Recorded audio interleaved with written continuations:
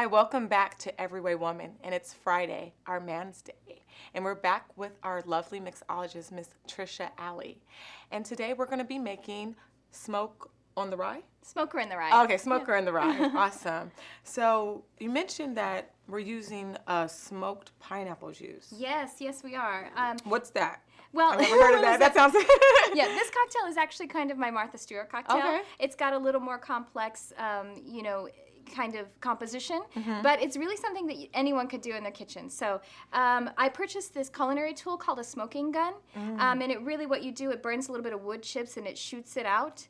So I just, let that infuse into some pineapple slices. I put it like in a container and close the lid. Wow. And then you just juice that pineapple through a juice extractor. You are incredible. It's just something fun you could add to your kitchen, and you could do, and this cocktail comes out to be really kind of masculine, if we could stereotype a little bit. Yeah. So I thought it would be really great for, if you want to make a cocktail for your man. Yeah, So definitely. I'm just starting with some organic simple syrup.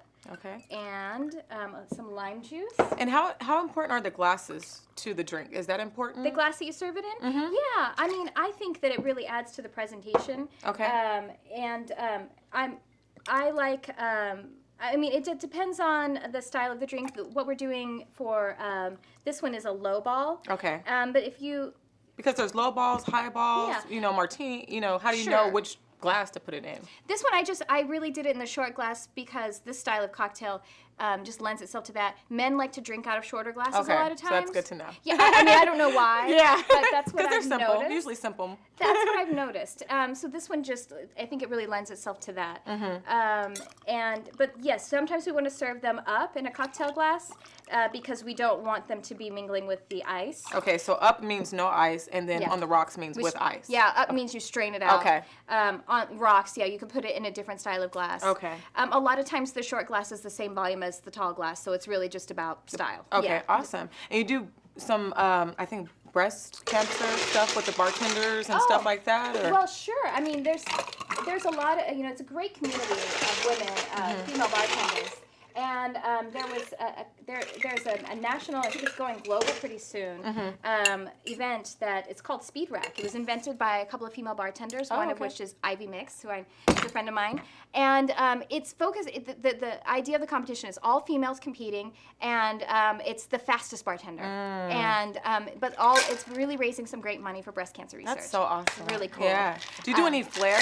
I love flair bartending. Do you know any? I don't focus on it, but it kind of comes out just as it works, for the execution of the cocktail. Right. So a lot of times, like I might pick something up and I flip it a little bit. But I do think flair is really cool. I've never focused on it because I actually had a little bit of a bad association with it because an old colleague of mine was trying to do it while he was in the well next to me, and he kept dropping tins on my legs and cutting them. Oh no! So you're traumatized.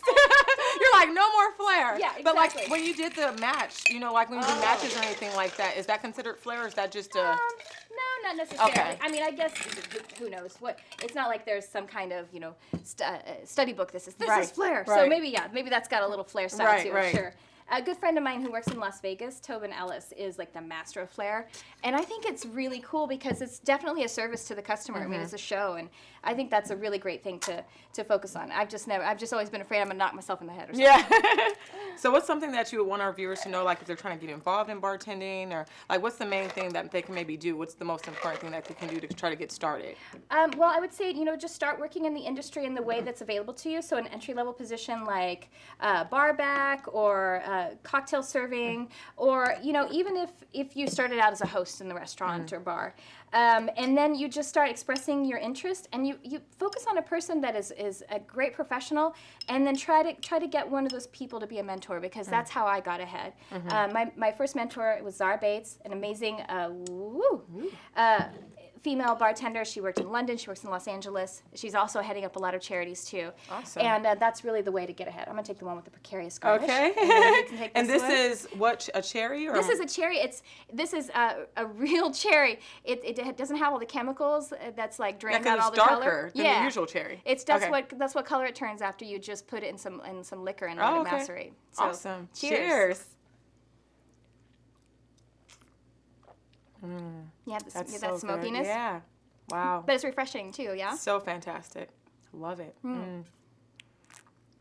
Okay, so where can our viewers find more of these delicious creative recipes? You can go to my website, that's theconcoctologist.com, CONCOCTOLOGIST, or you could just Google my name, Tricia Alley, or Tricia Carr is my married name. And you'll be able to find recipes there and a lot of other fun videos and stuff. Thank you so much, Tricia. You are incredible. Thank you. We'll be right back with Every Way Woman. Thanks for tuning in.